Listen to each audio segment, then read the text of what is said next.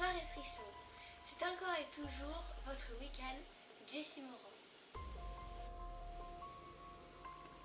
J'ai longuement hésité à vous conter cette histoire qui me hante encore lorsque je ferme les yeux. La fin de Brocélia, ma ville natale. C'est aussi de là que vient mon cher compagnon. C'est l'une des dernières de son espèce, un lapin de Brocélia. Vous rappelez-vous de ma dernière histoire, les pantins de la mort? Ma lapine en est une héroïne, mais passons. Pour cette soirée d'Halloween, je vais vous plonger dans un monde lointain et particulier. Notre belle cité n'avait ni argent, ni crime. Les week-ends œuvraient dans le bien de tous. Et pourtant, tout s'écroula très vite. Peu d'entre nous n'osent encore en parler. Bien que notre cité allait pour le mieux, une guerre se tramait par-delà nos murs. Les mages noirs enviaient nos récoltes.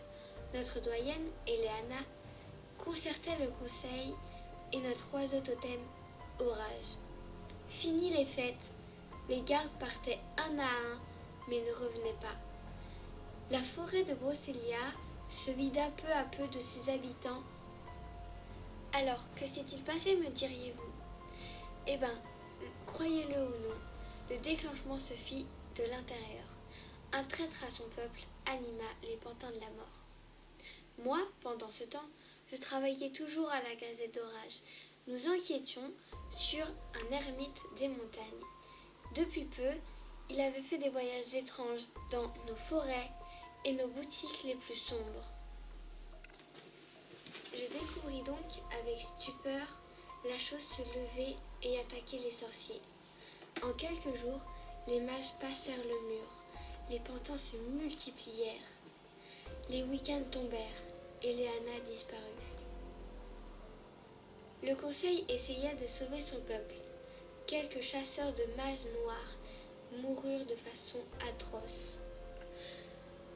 Les mages noirs étaient sadiques et leur sort encore plus. Je me souviens avoir vu l'un d'eux arracher peau et os d'un pauvre homme. Puis vient le moment où nos héros des bois arrivent et barrèrent le passage à la noirceur. Ils se sacrifièrent pour nous sauver. Je réussis à sauver Pimpinette de justesse, dernière survivante de son espèce. Le néant engloutit notre cité et Léana disparut.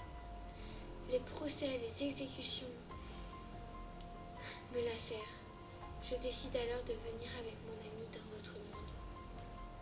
Je ne parle que très rarement de cette période de ma vie. Elle m'emplit de tristesse, tous ces amis perdus. Alors si je puis me permettre un conseil, prenez soin de votre terre. À très bientôt.